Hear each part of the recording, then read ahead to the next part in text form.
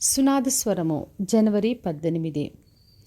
నా సన్నిధి నీకు తోడుగా వచ్చును, నేను నీకు విశ్రాంతి కలగజేస్తును. నిర్గమకాండము 33 అధ్యాయము 14 వచనం. మరి యెహోవా దేవుడు మోషేతో చెప్పాడు, ప్రజలందరినీ కూడా వాగ్దాన దేశంలోకి తీసుకొని వెళ్ళమని. అప్పుడు మోషే దేవుని పైన ఆధారపడుతూ ఇవి అడుగుచున్నాడు. నీ కటాక్షము నాకు చూపించు, నీ మార్గములన్నీ నాకు తెలియపరచు, నీ సన్నిధి తోడుగా ఉంటే తప్ప నేను వెళ్ళనని చెప్పి దేవుని ఆశ్రయిస్తున్నాడు. అప్పుడు యెహోవా దేవుడు ఆయనకు వాగ్దానం చేశాడు, నా సన్నిధి నీకు తోడుగా వచ్చును, నేను నీకు విశ్రాంతి కలగజేస్తునని చెప్పాడు.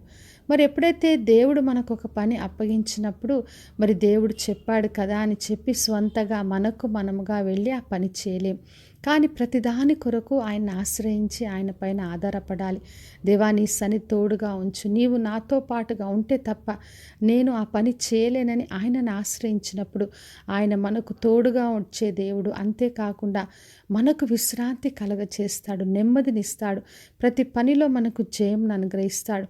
అంతేకాకుండా మోషే అడిగాడు, కింది వచనాల్లో మనం చదివినప్పుడు నీ మహిమను నాకు చూపమని అడిగాడు.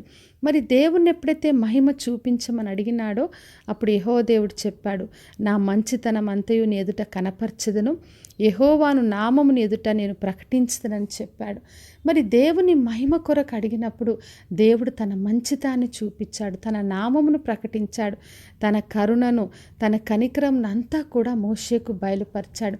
అందుకే మనం ఎప్పుడు కూడా దేవుని ఆశ్రయించినప్పుడు ఆయన సన్నిధిని ఆశ్రయించాలి, ఆయన మహిమ కొరకు చేయాలి.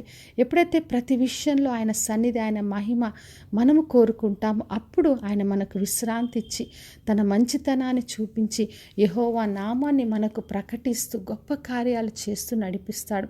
అందుకే యేసుక్రీస్తును మనం చూసినప్పుడు ఆయన ఎక్కడికి వెళ్ళినా, ఏ పని చేసినా తండ్రి పైన ఆధారపడ్డాడు, తండ్రి చిత్తానికి లోబడ్డాడు, అన్ని విషయాల్లో మహిమకరంగా ఆయన జీవించాడు. అందుకే ఫిలిప్పీలకు రాసిన పత్రిక 4వ అధ్యాయం 19వ వచనం రాయబడింది, దేవుడి ఐశ్వర్యం చొప్పున క్రీస్తు యేసునందు మహిమలో మీ ప్రతి అవసరత తీర్చబడుతుందని. కాబట్టి నా ప్రియ సహోదరి సహోదర, మనము దేవుని ఆశ్రయించాలి. ఏ పనైనా, మన కుటుంబ విషయం కావచ్చు, పరిచర్య కావచ్చు, ఉద్యోగం కావచ్చు, ఏ పని, ఏ బాధ్యత దేవుడు మనకు అప్పగించిన ప్రతిరోజు ఆయన సన్నిధిని మనం ఆశ్రయించాలి. అప్పుడు విశ్రాంతిలో నడిపిస్తాడు. ఆయన మహిమను మనం కోరుకున్నప్పుడు తన మంచితనాన్ని, తన కనికరాన్ని మనకు చూపిస్తాడు. కాబట్టి అన్ని విషయాల్లో ఆయన పైన ఆధారపడి ఆయన నుండి గొప్ప కార్యాలు పొందుకుందాం. ప్రార్థన చేసుకుందాం. పరలోకమందున మా తండ్రి, మా దేవ, ఈరోజు ఇచ్చిన వాగ్దానం కొరకే వందనాలు. వినిచిన ప్రతి ఒక్కరిని దీవించి ఆశీర్వదించండి. వారికి మీ సన్నిధి తోడుగా ఉంచండి, విశ్రాంతి కలగచేయండి. దేవా, మీ మంచితనాన్ని, మీ కరుణను, మీ కటాక్షమును, మీ నామమును ప్రకటించమని యేసు నామములు అడిగి వేడుకొంచున్నాను తండ్రి, ఆమెన్. ఈ శుభవచనము వినిచిన ప్రతి ఒక్కరి జీవితంలో నెరవేర్చబడునుగాక. నేను మీ ప్రియ సహోదరి మంజులా చరణ్.